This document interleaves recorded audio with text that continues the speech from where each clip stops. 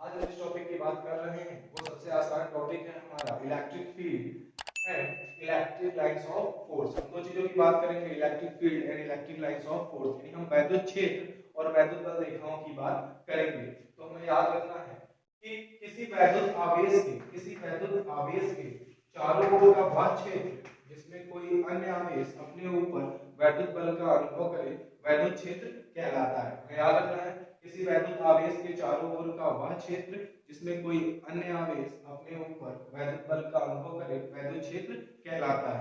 यानी अगर हम बात करेंगे इलेक्ट्रिक फील्ड की तो हम बोल सकते हैं द स्पेस और region around the electric charge, the space और region around the electric charge where any other charge experienced electric forces is called electric field। हमें याद रखना है कि the space or region around the electric charge where any other electric charge experienced electric forces is called electric field। तो हमें एक छोटी सी definition समझ में आ गई। कैसे? मान लें कि कोई प्लस क्यू का चार्ज है, इसमें कोई टेस्ट चार्ज यानी परीक्षण आवेश Q0 है। क्या है? एक परीक्षण आवेश Q0। इसको इधर भेज रहे हैं। क्या कर रहे हैं? इसको हम इधर भेज रहे हैं।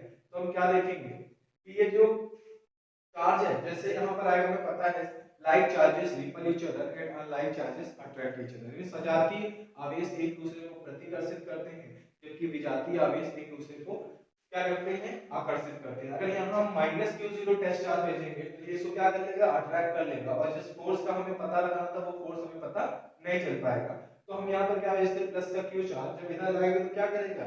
ये रिपल करेगा, मतलब ये किसी दूसरे का फील्ड स्टार्ट हो जाएगा। जैसे आपने देखा ही होगा कुत्ते होते हैं जो वो क्या करते हैं, कोई दूसरे उसके एरिया में अगर दूसरा कुत्ता आ जाता है तो उसको बहुत तेजी से क्या करते हैं? भौंकते हैं, रिपल कर रहे होते हैं।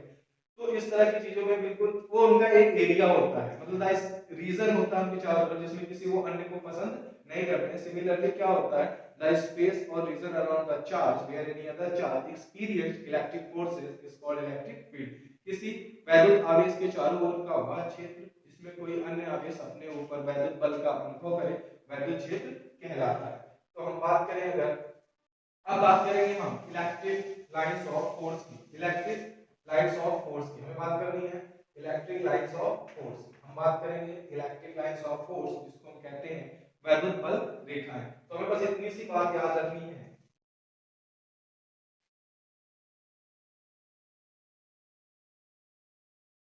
वैद्युत बल रेखाएं, वैद्युत बल रेखाएं क्या होती हैं?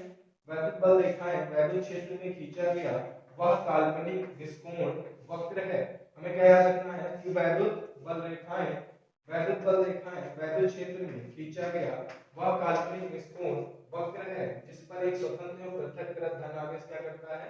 गति करता है। किसी ने हमसे पूछा कि वैद्युत बल रेखाएं क्या होती हैं, तो हम कहेंगे वैद्युत बल रेखाएं वैद्युत क्षेत्र में खींची गई वो काल्पनिक निष्कोण वक्र है जिस पर एक स्वतंत्र एवं पृथक्कृत धनावेश क्या करता है?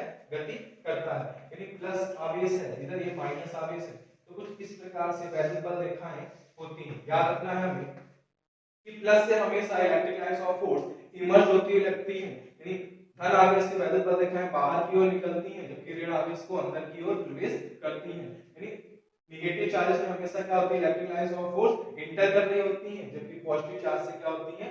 निकल रही होती हैं। तो हम वापस से आते हैं। किसी ने पूछा कि वैद्युत बल रेखाएं क्या होती हैं, तो हम कहेंगे कि वैद्युत बल रेखाएं वैद्युत क्षेत्र में खींची गई वह काल्पनिक निष्कोण वक्र है जिस पर एक स्वतंत्र एवं पृथक धनावेश क्या करता है? गति करता है। यानी electric lines of force are that imaginary curve line in electric field at which a free positive charge moves। बस छोटी सी बात याद रखनी है कि electric lines of force are that imaginary curved lines in a electric field at which a free positive charge moves। ये simple सी बात याद रखनी है कि वैद्युत बल रेखाएं जो होती हैं वैद्युत क्षेत्र में खींची जाती हैं और ये क्या है? एक काल्पनिक निष्कोण वक्र है जिस पर एक स्वतंत्र एवं पृथक्कृत धनावेश क्या करता है? गति करता है। यानी electric lines of force are that imaginary curved lines in an electric field at which a free positive charge moves। इतनी सी बात याद रखनी है। It starts from the positive charge and enters in a negative charge। ये धन आवेश से निकलता हुआ दिखता है और ऋण आवेश में क्या करता है? प्रवेश करता है। याद रखना है ये धन आवेश से क्या करता है? निकल रहा होता है, ऋण आवेश में क्या करता है? प्रवेश कर रहा होता है। दूसरी प्रॉपर्टी जो इसकी होगी वो ये होगी electric lines of force could not intersect each other because whenever they intersect each other, then there is a perpendicular line drawn from their point of intersection which shows the new direction, which is not possible.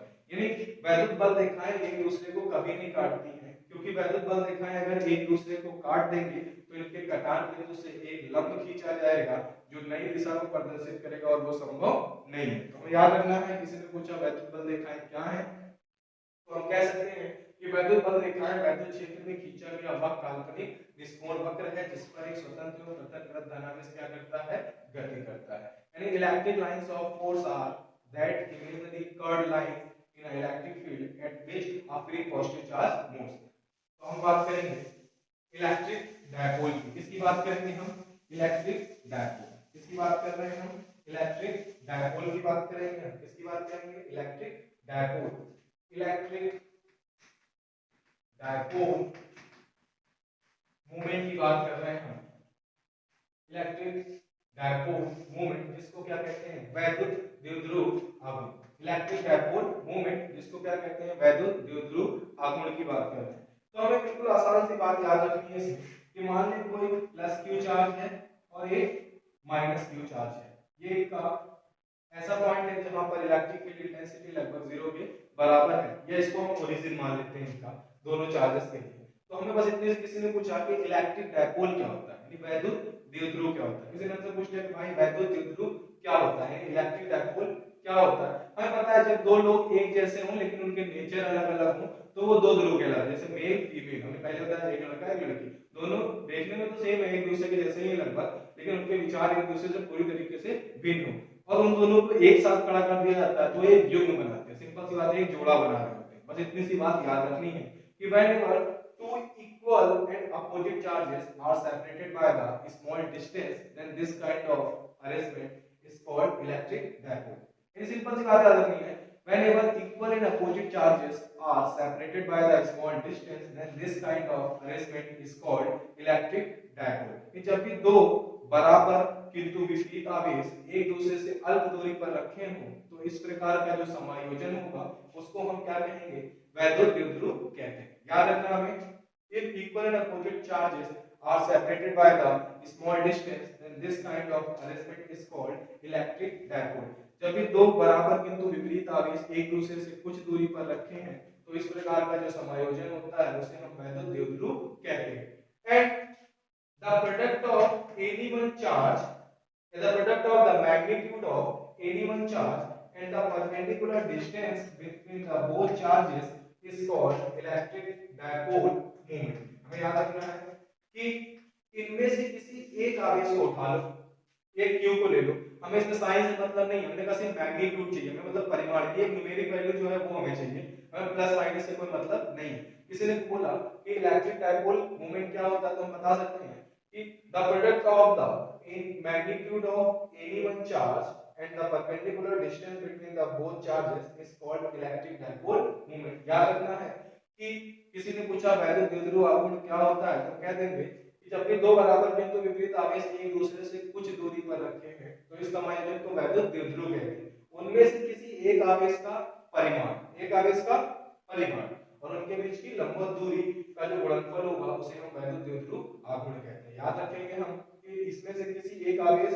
और उनके बीच की लंबवत दूरी का जो गुणनफल होता है उसे हम वैद्युत द्विध्रुव आघूर्ण कहते हैं। तो हम बात करें, फिर वापस से देख लेंगे इलेक्ट्रिक डायपोल मोमेंट और इलेक्ट्रिक डायपोल की बात करें तो हमें याद रखना है when two equal and opposite charges are separated by the small distance, then this kind of construction is called electric dipole। And the product of magnitude of any one charge and the perpendicular distance between the both charges is called electric dipole moment। यानी P is equal to क्या हो जाएगा? magnitude of any one charge and the perpendicular distance between both charges, दोनों का product electric dipole moment यानी P is equal to 2qn। तो याद रखेंगे जब भी दो बराबर किंतु विपरीत आवेश एक दूसरे से कुछ दूरी पर रखे हैं तो इसका समायोजन क्या कहलाता है? वैद्युत द्विध्रुव कहलाता है। उनमें से किसी एक आवेश और उनके बीच की लंबवत दूरी का जो गुणनफल होगा उसे हम वैद्युत द्विध्रुव आघूर्ण कहते हैं। अब आगे हम देख लेंगे इसके मात्रक की। वैद्युत द्विध्रुव का मात्रक यूनिट ऑफ पी, यानी इलेक्ट्रिक डायपोल मोमेंट की यूनिट क्या होगी? हमें पता है चार्ज की यूनिट क्या होती है? कूलम होती है, कूलम होती है और लेंथ की क्या होती है? मीटर। तो इसकी जो यूनिट होगी वो क्या होगी, कूलम मीटर होगी, इसकी यूनिट क्या होगी, कूलम मीटर यानी कूलम मीटर होगी। और अगर डायमेंशन की बात कर लें, किसकी बात कर लें, डायमेंशन यानी इसके विमा की बात कर लें, तो हमें याद रखना क्या होगा, LTA। इसकी विमा जो होगी वो क्या होगी, LTA, इसका डायमेंशन होगा LTA। और ये कैसी क्वांटिटी है, एक वेक्टर क्वांटिटी होगी। इसकी विमा क्या होगी, LTA, और ये कैसी क्वांटिटी है, एक वेक्टर क्वांटिटी यानी एक सदिश राशि होती है। हमें इस बात को याद रखना है।